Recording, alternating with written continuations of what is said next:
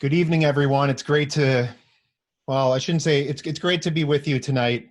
I certainly wish it was under different circumstances as, we as a country go through a really tough time in that, as far as why we're here tonight, many schools are closing down for several weeks and really turning the teaching and learning that we've come to know and expect upside down. Uh, I appreciate you being with here tonight. There's a lot of people here from all throughout the country. I don't know if I anticipated that this many folks would be attending tonight's webinar, but I'm certainly glad you're here. For those of you who can see my screen, hopefully you can see my screen okay. And for those of you who are joining by phone, I'll try to speak with as much detail as I can to make sure that you're what I'm showing on the screen is crystal clear to you. But just by a very brief introduction of who I am, so you know who's talking tonight. This is me. So I'm the COO of a company called Otus. We are a software company that serves K-12 schools. We're based in the West Loop of Chicago. Our job as a company is to literally just provide the mechanism that schools can use to organize and communicate learning activities and student progress. Otus is designed for teachers to use when they're in their class with your kids. It is not a distance learning, remote learning tool. There's really not much for the K-12 market that exists that expects or assumes that a teacher will be one place and your kids will be somewhere else. So what I'm going to talk to you today about, and what I'm going to demonstrate to you, is how you can use Otus in this remote learning world. For those of you who are listening via phone, though, my background is primarily working in school. So I've been everything from a third grade teacher to a district administrator to a principal of a middle school. I teach at DePaul University in Chicago in their College of Ed. So I'm going to try to bring all of these experiences in to help you. There's this image that's circulating around social media. I'm showing it on the screen, and it's this sample daily schedule for students whose schools have been closed down and who will be at home for the foreseeable future, where 9 o'clock is wake up, and then you take a morning walk from 9 to 10, and then there's academic time, and then there's lunch. It's a very nice, neat plan. I should tell you, I'm also a dad. I have an 8th grader who's not going to school anytime soon, and a 5th grader upstairs that's not going to school anytime soon. And this is like our first day of remote learning, which was Friday. This is our life. It's wake up, iPad for about 4 hours, then they eat, then they go on their iPad, then they yell at each other, and it's been a little bit of chaos. So if your family sounds similar to mine, then I'll know that I'm in good company. As schools are navigating this whole remote learning thing, and as you're navigating how to support your kids, I think the most important thing to remember is we're all flying blind. We're essentially building the plane as we're flying it. So your teachers are trying their best to give you the tools and resources at home so that your kids can do stuff. But let's be honest, the reason schools exist is because kids and teachers belong together, and you learn from human connections and feeling emotion. And it's really hard for that to happen when you're staring at a computer screen. So that's kind of where I always set the expectation, is putting kids in front of a device and having them, go on Khan Academy for 2 hours a day is not a great solution. So hopefully what you'll find is that your teachers are having kids do things away from the screen, and how that's all going to be communicated to you would be through Otus. So what we're going to talk about today is literally just some ways, if your school system is using Otus, that you can be aware of what is expected from your child. Now, if your school system is not using Otus, that's okay. The information, the things that you can look for that I will be sharing tonight are things that I think every school system will be offering or providing through their remote learning experiences. So whether or not your school district may be calling it e-learning or remote learning, it doesn't matter. It's all the same. It's your kids aren't at school and they're somewhere doing assignments, and then there's someone who's supposed to help them, and it's not the teacher because the teacher's not with them. So let's talk about how you would use Otus. So there is a login for Otus, and it's my.otus.com. You don't have to write any of this stuff down. I've got a million kids running around upstairs. So when I'm done with this webinar, I'm going to record. It's being recorded. I'm going to send this to you in the morning, and I'm going to give you all of the links that I'm talking about so that you don't need to write them down or take notes. But if you are like me and you like taking notes, then of course go for it. So you're going to go to this page that I'm at. And the first thing you're going to do, if you do not already have an Otus account, is you are going to create your Otus account. And the way you'll do that is literally by clicking create a new account. You're going to say you are a family member, and then you're going to go through the process. Like first name, last name, and then it asks for your phone number. So I should tell you, my kids use Otus. My kids use Otus at their school district. When I created my Otus account, guess what my phone number was? 555-5555. And why did I do that? Because I didn't need more ways for people to get a hold of me. So what I'm going to share with you is consider using the phone number that you can get text messages on, because your teachers are going to have the ability to send you text messages if there's things in Otus that they want you to look at. So when you go to put your phone number in, you can do the Keith Westman route of 555-555-5555, or you can put your actual number in. I have changed my number so that I actually get the communication from my kid's school. Anyway, you're going to log into Otus. I should also tell you that, and I will put this in the email, if you go to otus.com, you can see our privacy policy and our terms of service. So as a parent, I am very concerned about, the 30 resources that I'm being sent. I want to know how's my kids' information being used. Every ed tech tool that you're going to be given from your kid's school, they will all have a privacy policy on their website. So know that you should be able to go to any place and see what data they're collecting and how they're using the information on your child. And that's especially important for any of your children who are ages 13 and below. So once you create your account and you log into Otus, let me show you what that looks like. So I'm just going to go ahead and log into my family account. So what you'll see is essentially this website. Now on my website, you'll notice that I have two kids.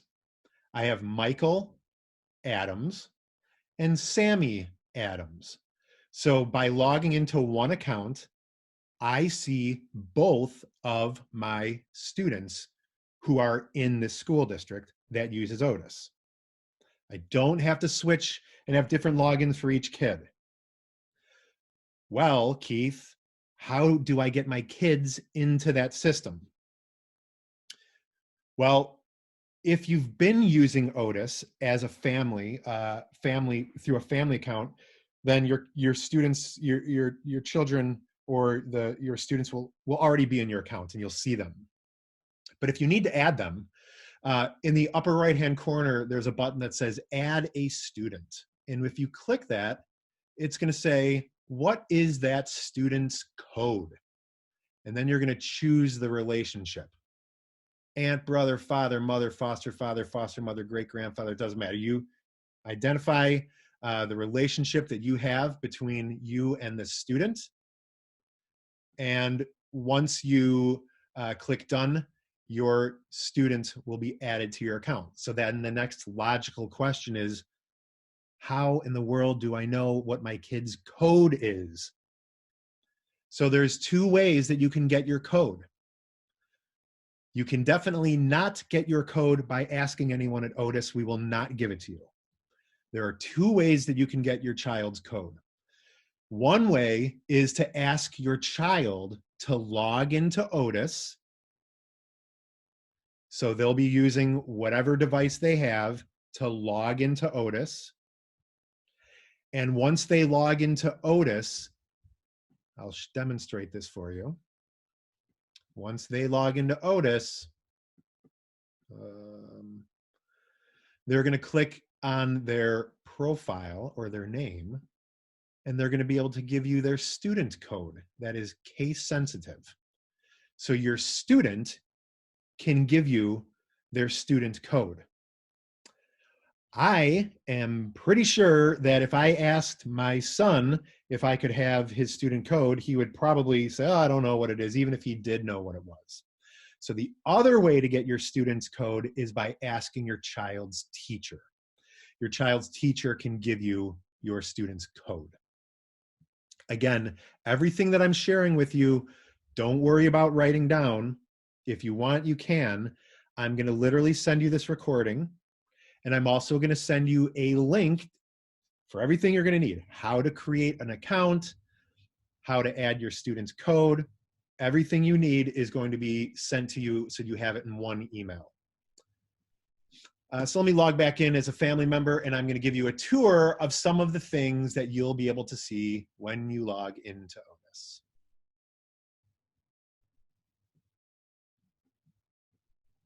So I'm logged back in as Mary, who looks a lot like Mrs. Brady, and she has two children. She has Michael and Sammy. So along the left-hand side are a bunch of tabs that you can click. So I don't know, if I were you, just start clicking things. You're not going to break anything. So that's the way I like to learn new websites, to just click and see what I can find. But the other thing I want to point out is in the lower right-hand corner, you'll see a little chat icon.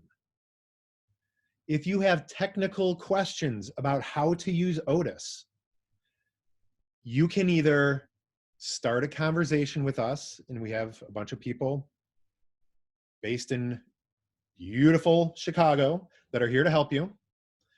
And then you can also just find an answer yourself. So just like look up a topic.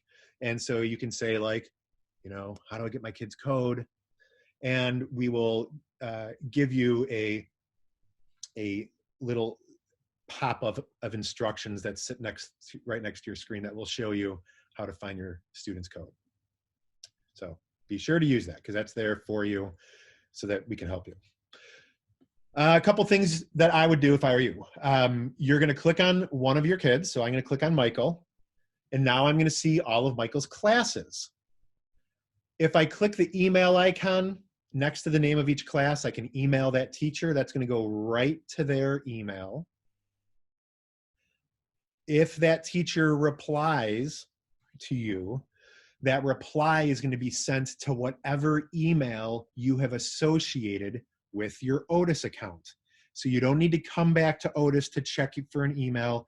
You can send an email through Otus, and when that teacher replies, it will go to your normal email inbox. You can also email all of the teachers at once if you'd like. Again, responses will go back to your normal inbox. If I click on one of these classes, you'll see the class board. And this is where your teacher may be posting the activities for the day, or a video, or whatever it is that your kids need to do. So if I click on remote learning week 1, as you know, we're going to be doing our learning from home for the next few weeks. Each morning, here's what I'm doing, and here's what I want you to do. This is what your child is supposed to be doing. When your student logs into Otus, they will see this, and they're going to see a bunch of more resources for them, just so you know that. So what else am I going to see when I go into Otus? use the calendar. Every time your teacher puts an assignment in Otus, the due date for that assignment will show up on the calendar. So you can toggle back and forth between your students so that you can see what is due on each day. So if I click, for example, on March 17th, it says complete the activities posted in your week 1 lesson. If you need help, ask someone at home. And it says families, email me if you have any questions about the assignment. So this is just giving you, again, so far all we've done is giving you a way to find out what your student's supposed to be doing and then to look at a calendar view. When do I have to have this stuff due? All right. Well, what else can we do in Otus?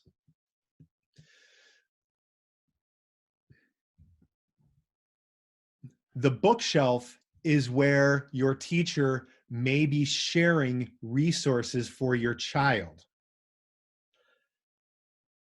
Every ed tech company, and there are hundreds of them, are offering free whatever. Use our software for free, do what you got to do. It's overwhelming. There's too many things out there. So your teacher may be curating, here are the ones that Michael should be using. So there could be a folder of stuff for English language arts. Here are the actual resources. So when your teacher says in the class board, hey, I want you to go to Quizlet and do flashcards, you can log into your account. You will see the bookshelf that was given to Michael and go to the ELA folder and then go to the Quizlet flashcard place and see what your child is supposed to do. They will see that as well, but it's giving you access to those resources as well. And then you can toggle back and forth to see what Sammy has been assigned.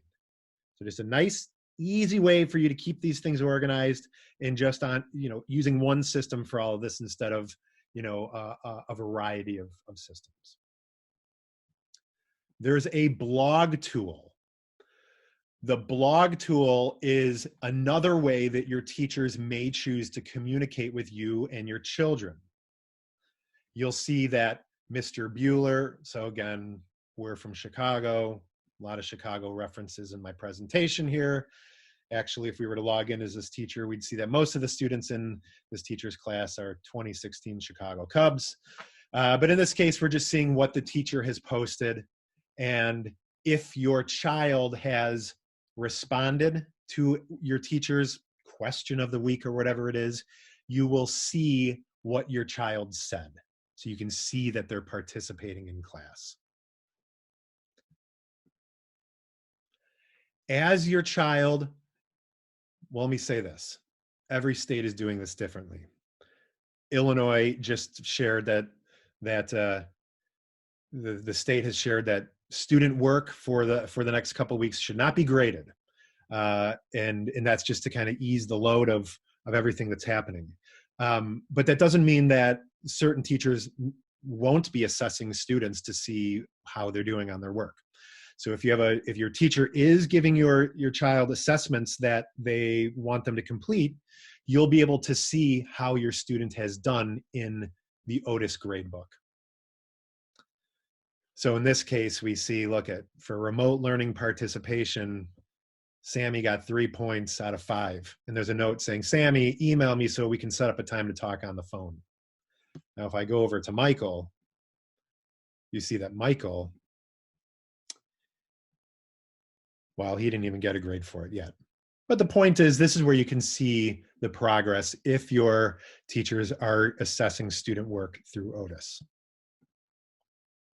I have said a lot. So I'm going to let questions come in. If you have questions and you want to type them in, go for it. Otus does not provide the curriculum or the resources for the school districts. Otus is the mechanism that school districts use to share and distribute resources in communication with you. So I can't answer any curriculum-specific questions. I can't speak to specifically how your child's teacher is going to use Otus, My job really is just to give you an orientation to getting started with the system, see what's possible.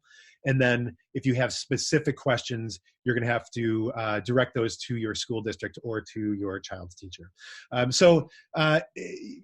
me pause for a minute. I'm going to let questions come in.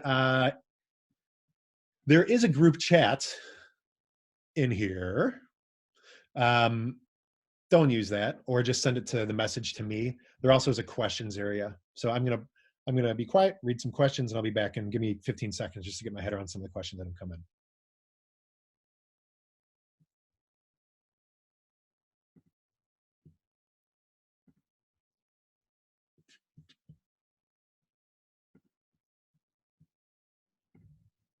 Okay, the question is, does the student need to be logged into their own account in order to complete the assignments?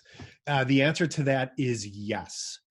So the family member cannot actually complete the work. Or the child cannot complete the activities while logged in as the family member. Why? Seemingly the reason that we want to make sure the students are doing the work.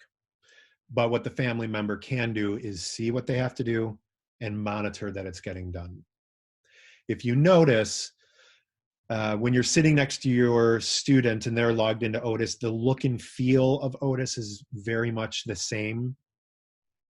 So I never put it past to ask my kids, hey, what am I supposed to do here? Now, I'm in a little bit of a unique position in that I know how to use Otus, but don't be bashful. Sometimes students know these systems better than we can. All right, still waiting for a couple questions to come in. If your school, okay, so this question is a good question. If your school doesn't use Otus, later this week, we are going, and I'll share this with everyone that's here. So we have a bunch of longtime educators that work at Otus. What we are doing is essentially opening up a remote school that anyone's kids are able to join. The folks at Otus are all background checked and screened, and those who are certified educators are going to conduct classes that any kid can join. So so I'll send everyone information on how to like, sign up for those classes with your kids. That will happen this week. We're literally been working through the weekend to make that happen. If you want your kid's school to use Otus because you're like, hey, this makes sense, the only thing we would recommend is send a note to your teacher or the school. Otus is free. So if a teacher wants to use Otus with their students and families as an individual teacher, it's totally free. We make money. We go to school districts and we say, hey, this is a great solution for your entire school organization. You should use it throughout your district. There's some things and integrations that they get when they do that. That's when we charge a fee. That being said, we are giving Otus to school districts for free to any schools who are closed due to the COVID-19 closures. So, if you want to throw that out there as, hey, this system sounds interesting, they're giving it away to the entire school, we should use it, they'll get in touch with us. But if your child's teacher just wants to use it, it's free anyway for them. They can just create their teacher account and get going.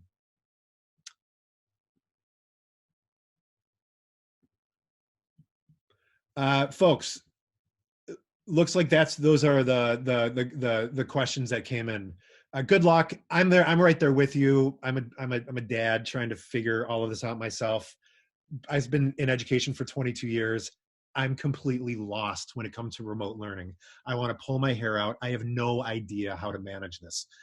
I'm right there with you. My goal is to not only, keep the house afloat with this remote learning thing, but also really make sure now that my kids are using the company that I run's tool to learn from this and help us get better, to make this a platform that really can support you and support me, and most importantly support the teachers and your students. So we'll get through this together. We're here if you need any help. I'm going to email you tomorrow with resources and this video, and we'll go from there. But be well, take care of your families. That's the most important thing, and we're gonna get through this. Thanks for joining me tonight, everyone. So long. Have a great night.